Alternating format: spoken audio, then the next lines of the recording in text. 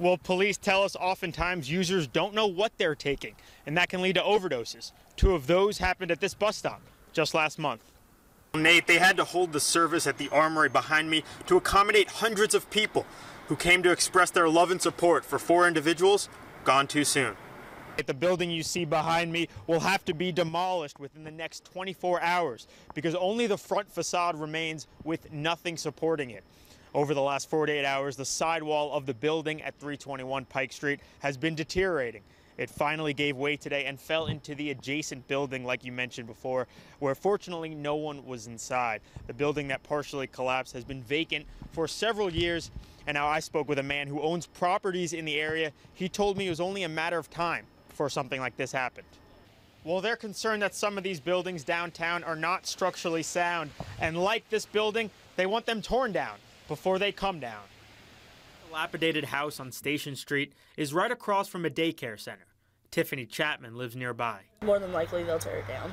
We went up to the property, but no one was inside.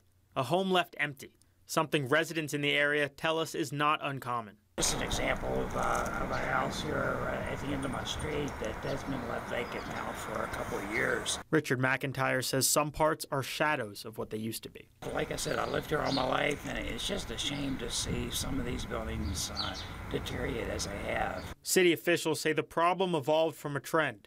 People buying properties for tax purposes, sometimes with the intention of fixing them up.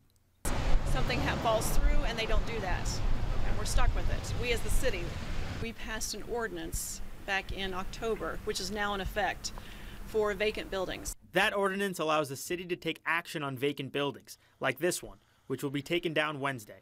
A fate the Infinite Grace Cafe may soon face as well.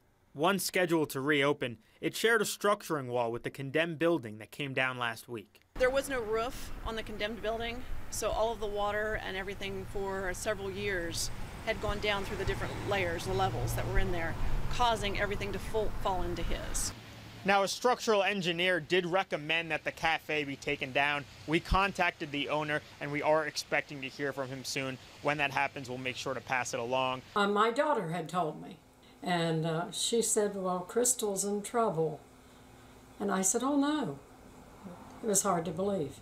Those who know her describe Crystal Metz as a nice and friendly person, active in her local church, and a familiar face at the Hephzibah PSD. She seemed like a nice lady when you used to go down and pay the bills, you know. I was shocked this morning when I seen it. According to the Harrison County Sheriff's Department, Metz used cash payments from customers for her own personal use from 2012 to last December. I think this is ridiculous. It shouldn't have got as far as it did and lasted as long as it did.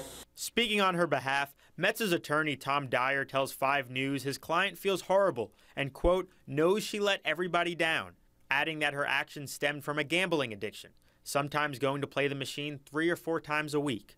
And although Metz has expressed remorse, customers aren't quick to forgive her. They feel duped. Having paid utility bills, they now call into question. If it had been sickness or death or something like that, I could understand it better, but gambling, no. I cannot understand that. I don't think that should be an excuse for her to take it from the people that's trying to make it out here in the world, you know what I mean? Because she has that problem, there's people out there can help her with the problem. Well, Governor Jim Justice also put forth an alternative budget to demonstrate what it would look like if the state makes cuts of $450 million. For the Harrison County Senior Citizen Center, that could mean shutting its doors. Governor Jim Justice's call for tax increases includes a 0.5% hike in the sales tax. No, a sales tax hurts the public. But others feel more taxes are a necessary evil to close the budget hole and to avoid spending cuts that exceed the $26 million proposed. If they're talking about taking away some of the lottery funds from tourism, seniors, and education, then yes, that would be really hard for us. In his State of the State address, Governor Justice painted a bleak picture of a state that relied heavily on spending cuts. Senior services would be on that chopping block. We'd have to really look at some creative and inventive ways. I would do whatever I could to try to keep us going. We may have to offer less services on less days. And I got involved with the Tai Chi program, and it helped my health, and I don't use my cane anymore. So Bill Oldfield is an active member at the center and sits on the board of directors. the funding that comes in through the state and the federal funding for those in-home care services and those other kind of services help then support the fitness room and the activities like Tai Chi. He fears that less funding could translate to cuts in programs and meals for members, some of whom Ofield says have few alternatives for food. Because some we were finding were only having one meal a day. And that should not be for our seniors. It should not be the way. Now, in my hand is a memo from the Commissioner of the Bureau of Senior Services to the Harrison County Senior Center. They gave this to us. In it, he writes the alternative budget would mean the Bureau would have to cut funds by almost $65 million. We do have a statement also from Republican House Speaker Tim Armstead. After Sheriff Adam Gissy's press conference, Aaliyah's relatives stood outside the courthouse, distraught. I don't know if peace could ever come of this. It's just beyond horrible. The nature of the alleged crime, described by many as especially heinous. Police say Lena knowingly and intentionally struck Aaliyah in her head with a solid handheld object inside their Bendale home. I can't imagine a little child being struck on the head hard enough to kill her by her mother. The outrage permeating throughout the community. She's 3 years old. This state needs to bring back the death penalty. According to the criminal complaint, there were other people there at the time of the crime, and that after striking Aaliyah, Lena Lunsford prevented them from trying to save the child's life. Now, people in the community tell me if those allegations are true, those other people should be brought to justice. Everyone that was involved, I hope they're all charged. Anybody that knew anything about this, 5 years, yes, they should be charged with withholding information, absolutely. Many say news of Lena Lunsford's arrest confirmed their darkest suspicions. If my child was missing, I wouldn't be able to eat, sleep, or anything until I found my child. Sonia Dressler is urging people to refrain from coming to a conclusion. You're innocent until proven guilty, and when she is found guilty, then she will pay for her crime. Aaliyah's relatives, though, have made up their minds. Lena has no soul. She has no heart. Now, they're focused on finding Aaliyah and bringing her home. And to give her a proper place to rest. She's at peace. She didn't deserve any of this.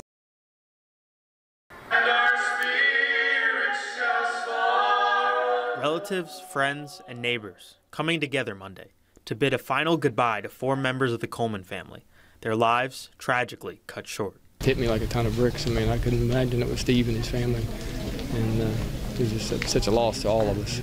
I know that as a Christian, you're supposed to have the peace that passes all understanding, but I'm having a hard time with the peace and the understanding. 4 familiar faces in Salem: Stephen, Teresa, and 2 of their children, 17-year-old Paul and 13-year-old Abigail.